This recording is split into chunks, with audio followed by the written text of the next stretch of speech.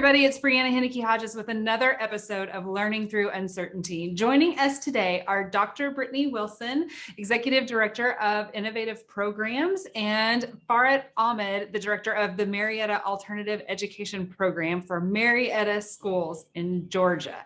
Whew, that's a mouthful for this early in the day. I am super excited to have y'all with us. Before we get started, I would love for you to share with everybody a little bit about yourself. Tell us a little bit about your role and who you serve. So Brittney, you want to get started? Absolutely. I have 20 plus years in education. Over half of that has been at the leadership level. I've currently been with Marietta City Schools around 3 years. My title is Executive Director of Innovative Practices, and you will go, well, what does that mean?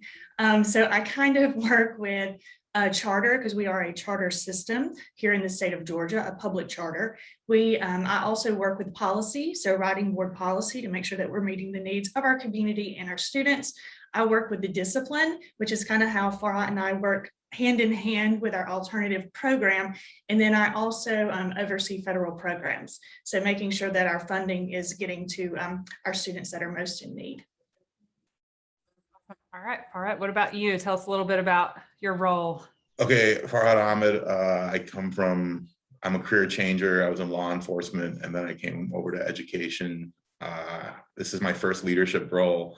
So I'm the director of the alternative program for the City of Marietta Schools, which means if you've been placed on long-term suspension through a disciplinary hearing, or you're referred to by some kind of disciplinary recommendations, whether it's parents or administration, you come to me and I teach you and get you a high school diploma and hopefully some job skills. And I work with law enforcement and probation and parole and the juvenile court and the adult courts to try and get all agencies working together synergistically so we can help people not fall through the cracks.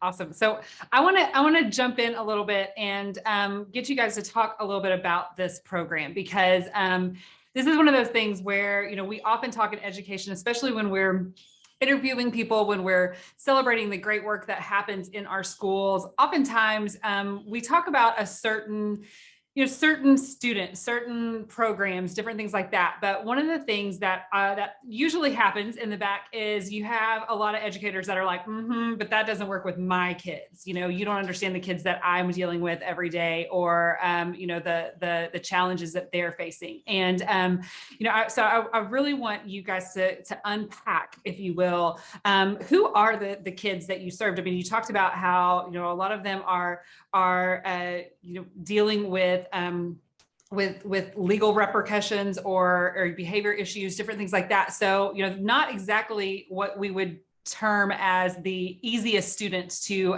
reach and that are most successful in a typical learning environment. So kind of talk a little bit about, how this program came to be, what, and what are some of the elements around it?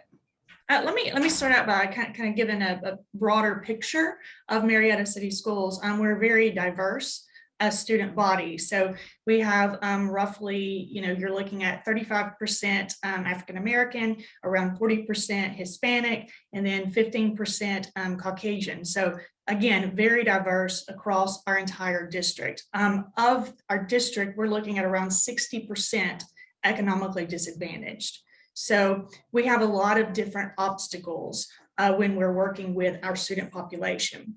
The specific population that we're talking about in our alternative school, which Farhat and I work with, is these students have violated our discipline code in such a way that warranted that they go before a hearing officer and or a tribunal panel. So to steal Farhat's words, he always says, I see these kids after the worst day of their lives when they've been expelled and they're trying to find another alternative. So these students in this population are, the obstacles that they face, single parents, no home to go to at night, really gang influence. So this is a population of students that, yeah, we can tout about the great things that we're doing in Marietta City Schools, But a lot of times, and it's not just common to Marietta, this population of students gets tossed aside in a quote unquote alternative program. And then really they're just a statistic or a number in the dropout rate. So if I may, before my program existed, Marietta contracted out with a program called Ombudsman, which is a privately run alternative education program. It's basically a computer farm where we're going to stick kids in front of a computer and have one person monitoring. And in 5 years, one student actually finished their high school diploma in that program. To contrast, the first year I was running the alternative program, 5 students graduated. The superintendent brought me over with the purpose of specifically creating a alternative education program with heart, something that someone was passionate about. I had spent my entire career in alternative education, which is normally a dumping ground for the worst teachers and the worst students. Kind of, let's put you in the basement, and as long as you keep your guys away from my guys, we're all good to go. And our superintendent did not want that. I've worked for him on and off for 15 years. And he's like, Farhat, you're making a name for yourself. You did well. And I was working in an alternative school in College Park, Georgia, which is one of the most notorious suburbs in the United States. And I won a bunch of awards. And he's like, Farhat, do what you do here in Marietta, but I want you to run it. I'm like, okay, but I'm different. And he's like, okay, that's what we need. So Difference, putting it mildly, by the way. yeah, thanks. I mean, different. I would go at least unique. I mean, so speaking of unique, one of the things I found when I started the program, other than having standards from the Georgia Department of Education, there's hardly any research or any supporting documentation or peer-reviewed anything about how to run an alternative education program. So I was like, oh, cool, I'm on my own. So the underlying principle of what I do is everything that I ever saw wrong in any kind of education setting, I'm just not going to do. And this is where I get a lot of criticism, because everyone's like, well, don't bag on teachers. Well, I mean, the thing I always, what is it? Don't reinvent the wheel. The wheel's not spinning. You mean 0 people graduated in 5 years. Time to reinvent it or build a new wheel. So and just to kind of speak a little bit more about the nuances of the program and how Farhat and I became involved in that. So roughly about 3 years ago, when we both came, on board, it was looking at, first of all, the processes and procedures for students going into this program. So really tightening that up and making sure that the appropriate students were being placed there. And it wasn't students that were just chronic discipline problems. It was students that really had, violated that code in such a way that it warranted them to be served in that setting. So anyway, we began by cleaning that up. And then we like to say, once we got that, tight, then we could focus on the real work, which the real work is, okay, now we have the students here, this population, how do we best serve those students? How can we define success for those students? And one of the first things that we realized for this population of students is a diploma was a piece of paper. It didn't matter. There was no motivation to get that piece of paper.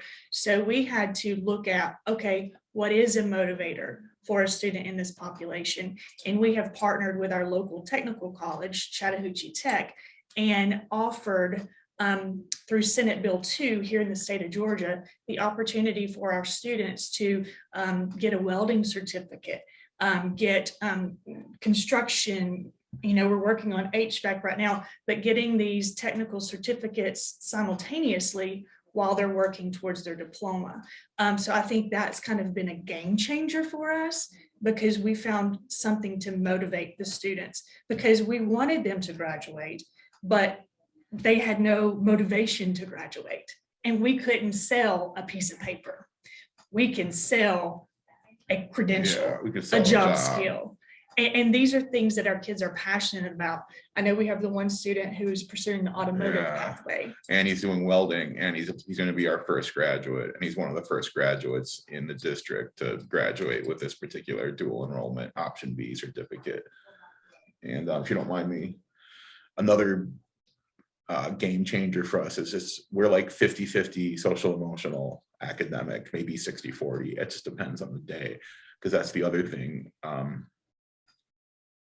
Everyone who's in our school has been beaten down since the early days of you're the bad kid, you're the bad kid, you've always been the bad kid. So we have like career bad kids, but that's all they know, and that's all they've been told. And that's probably, they get it at home, they get it at school, they get it everywhere. You walk into MAPS, and the first thing I usually say to people is, I don't care what you did yesterday. Like, today's your new day.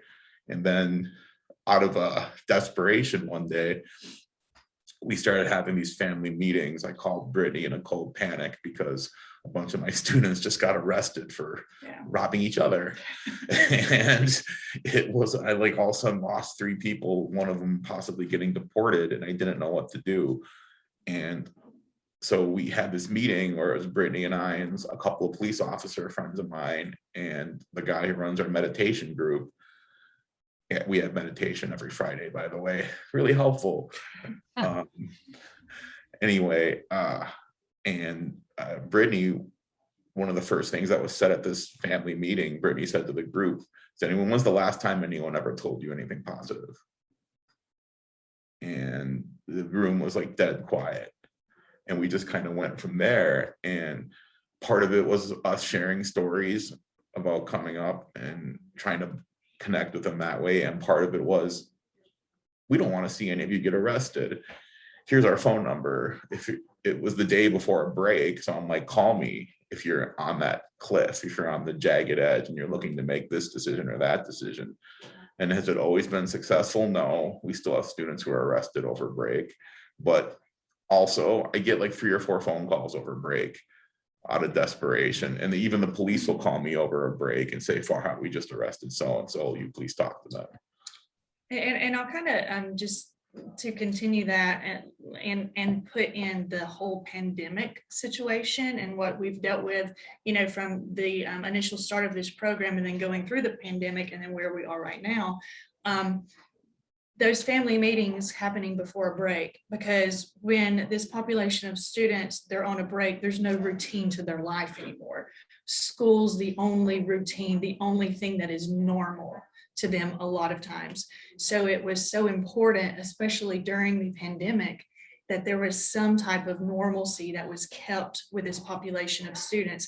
And even if it wasn't face-to-face, Farhat did a fantastic job of keeping them engaged, because they needed to know, hey, there's still school here and we still care about you. We just can't be together right now. So I think that was huge over the pandemic. And then also, this was one of the first populations that we brought back face-to-face and in person. Number one, because it was easier to social distance because we had fewer students.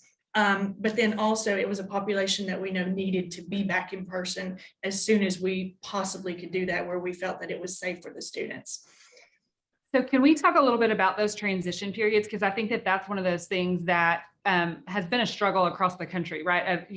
Just like you said, the routine is so important. And, when you start talking about our unique populations, like our alternative populations, our special education populations, where routine is even more so important, and these serious changes, these massive shifts, like oh my gosh, you're not going to school anymore because of a global pandemic. How that there's a lot of conversation around losing people and losing students in that time. What was that transition like? What were some of the things that you found important and useful in connecting with those kids? Because I think that that's, listening to you two, that's the underlying piece through all of this, is developing and maintaining and continually fueling that relationship so that kids know there is somebody there for them all the time. Again, it's not always going to make the best decision, but you're there for them in whichever decisions that they make. So, kind of talk us through some of those transitions. So the one student we have who's about to graduate, with the dual enrollment certificates. During the pandemic, he just had 24-hour access to me, and I made that clear. And I was up all day and all night taking phone calls and helping with math or whatever, and just talking to people. And he would text me these like 3-page long texts about what he wanted to do in the future, and just always being, and I know that's not realistic. Like, I know people have families and people have X, Y, and Z, and that's a privilege I have. It's just me. So I made myself available, but that's what really helped the transition. And when they all got back, the big thing was, I'm not here to waste anyone's time. Enough time has already been wasted when you're gone. That's where like standards-based grading comes in. It's like, I'm not, and then that's when our option B, Senate Bill 2 really took off with the dual enrollment, because it's like, now you only have to do your freshman and junior year, and then you can spend the rest of the time in a tech school. It's that whole, your time has already been wasted your entire academic career, pandemic notwithstanding. So when you come to my school, our school, you're not going to have your time wasted.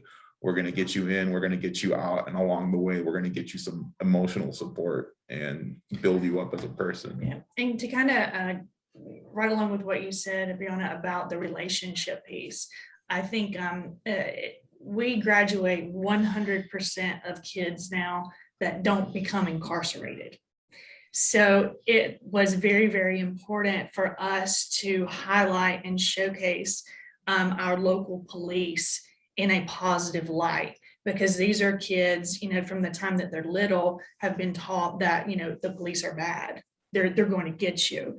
And we had some instances when our police were there that were not friendly, No. because kids, that's been ingrained in them. So getting them to see our local police officers in a positive light, and knowing that they care too, that they're like, hey, I have to do my job, but I don't want to arrest you. I want you to be successful. So we started with that, the local police officers coming in, and they developed relationships with the students. And then in addition, Farhat and I have been reaching out to our local judges, and the communication was somewhat lacking between what you had happening in the school system and then what was happening in the judicial system. So if we had a kid that had been arrested now, where we may not even have known it, there's a direct phone call coming to us going, hey, this is one of your kids. He was arrested for X, Y, and Z. What are we going to do? How are we going to handle this? So it's working proactively as opposed to reactively, to making sure that, okay, if we can help the kid graduate, but if he is gone to a YDC or he is incarcerated, in the local jail for 3 or 4 months, he's lost 3 or 4 months of his education that he can't get back.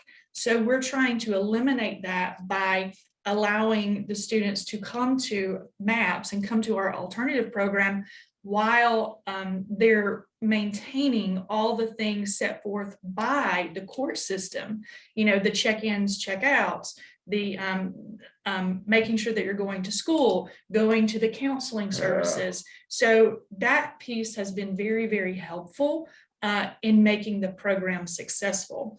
And we've also reached out to our district attorney, who's very proactive in stopping the school to prison pipeline. So he wants to even take that to another level. I know Farhat mentioned all the agencies working collaboratively, but how can we even more so do that from a higher level spectrum, that we're taking money, that was funneled into, really the incarceration system, and putting it into the education piece, so that we're not creating career criminals. We're stopping that when it starts and giving students another opportunity. So like our end goal is, say a MAP student gets arrested or a student gets arrested.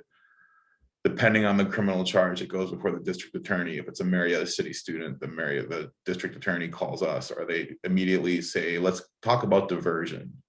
Or like, since we know he's going to MAPS and we know he's going to be under close supervision during the day, let's work with probation and parole.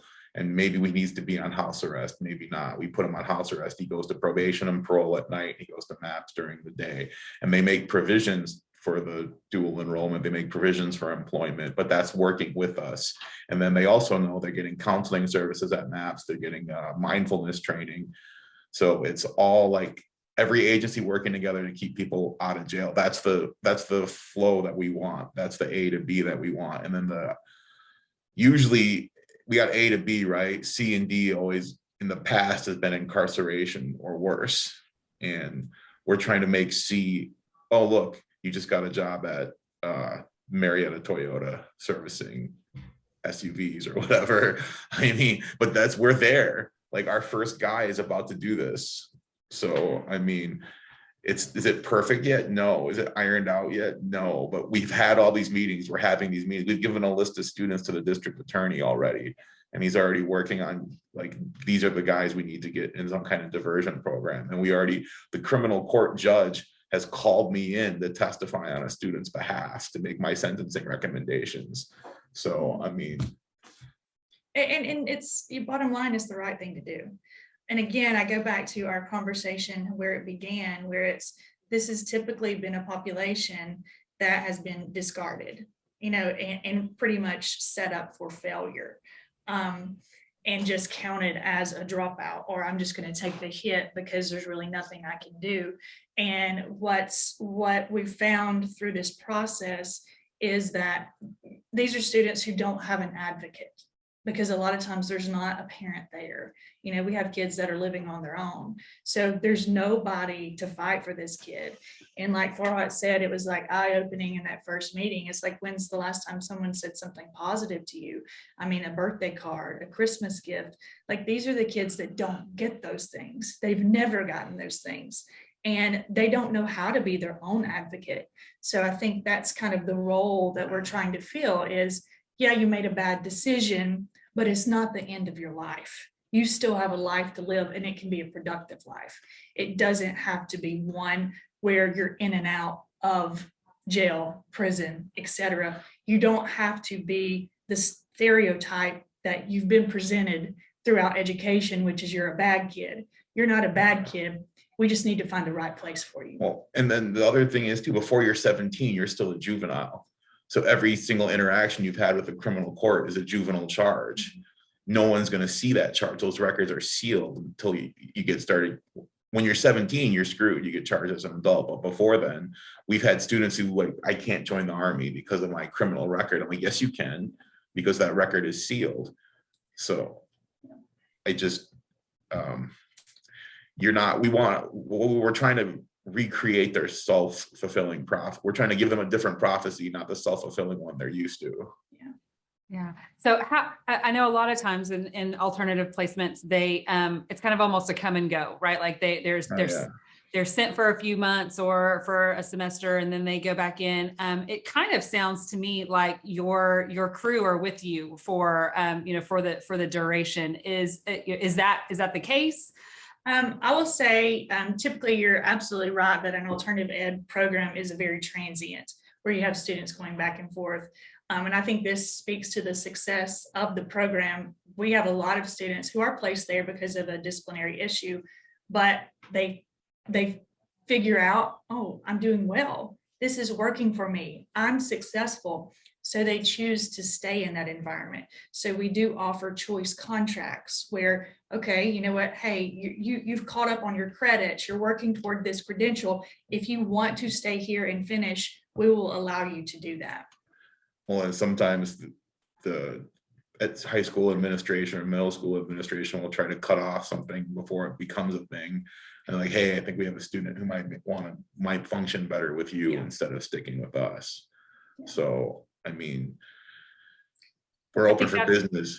Yeah, well, I go back to one of the very first things that you shared was that, a diploma is not a motivating factor for them, finding the motivation. And I saw that in the classroom all the time, that what was a typical motivator, quote unquote, that we would, use was not really a typical motivator, right? Like that was just an idea that someone had, and it really did not inspire or motivate a lot of kids. And that's the beauty of humanity is that everybody is made of different things and is inspired and is motivated by different things. And so I think that I was kind of hopeful that that's what you were going to say, was that these kids were able to stay and really flourish in an environment that is designed for their success. I think that's, and I think that's one of those pieces that's important that we have learned throughout the pandemic, is that there are different types of environment that are better for different types of kids, and that it doesn't need to be a one size fits all. And the MAPS program is really successful for a certain number of kids. It might not be successful for a different section of kids, and vice versa, right? Like, we know school's not working for some of these kids. Let's get them the environment that's working there. And I saw that happen so frequently in conversations around the pandemic, where people were like, see, online doesn't work. No, online works for a great number of kids. And it works really, really well when you've got teachers that are in it for their why, and the students that have chosen it. And they are, like, when it's not a forced situation where everybody is just reacting to everything, it can work really, really well for certain kids. Face-to-face works really, really well for a certain section of kids. And so I think that's one of those pieces that I am so inspired by you guys for embracing that and understanding that we need to, we're not trying to change the kids. I mean, you're trying to change their choices. You're trying to influence their choices, but you're trying to meet them where they're at with the motivation and the relationships and the environment that they need in order to help them make better choices down the road, to provide them with the tools that they need to make those better choices, I guess.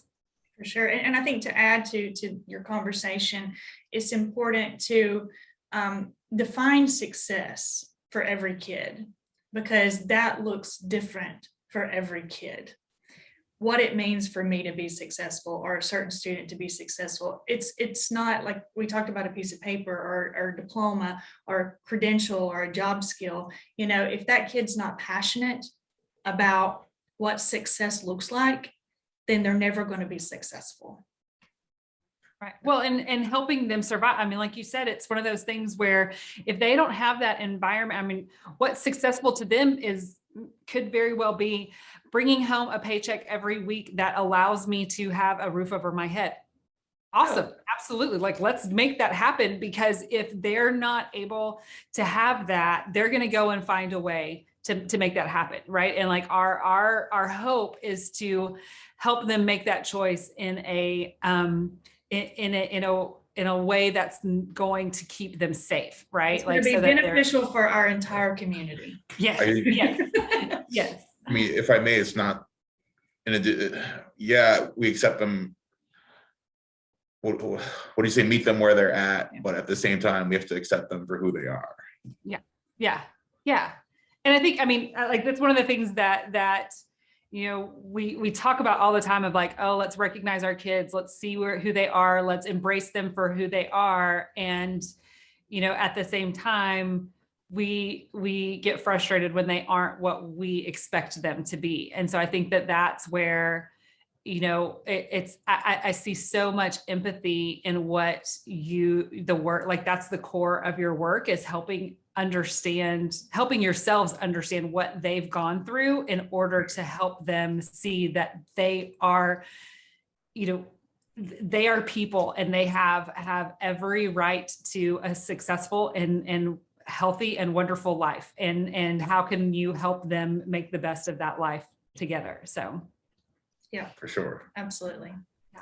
Well, this has been a true treat. I have gotten so much out of this. I think that, it's one of those pieces where we have to remember that when we say that we're here for all kids, we truly mean all kids. And I thank you guys so much for serving the kids that get swept below the cracks. I mean, that's one of those pieces that a lot of times you said it best. We put them over kind of in the basement and say, stay away from everybody else, and everybody will get along. But what an incredible story of how you are transforming lives. You're transforming learning and you're transforming lives. And that is what this is all about. So thank you for joining us today. Thank you for allowing us to be here and share. It was We really great, appreciate Brianna. that. Thank you so much. Absolutely. All right. Well, thanks y'all so much. We will see you on the next episode of Learning Through Uncertainty. Thanks again. Hi from Georgia. Despite our good intentions, 2020 helped us clearly see that while each day brings a multitude of uncertainties, future-ready leaders are leaning into those opportunities, leading necessary changes to address inequities and learning through uncertainty. Learning Through Uncertainty is hosted by me, Brianna Henneke-Hodges, National Faculty for Future Ready Schools. In each episode, we'll connect with Future Ready instructional leaders and learners as they share their expertise, advice, and experience reimagining teaching and learning to better suit today's learners with tomorrow's techniques. Together, we'll reimagine possibilities, renew communities, and reinvigorate pedagogical practices. Together, we'll redesign environments, recalibrate services, and reconnect purpose, passion, and practice. Subscribe and listen to Learning Through Uncertainty wherever you get your podcasts. Go ahead and subscribe so you don't miss an episode. Learning Through Uncertainty and Future Ready Schools are projects of all for ed, because together we're better, and together we're future ready.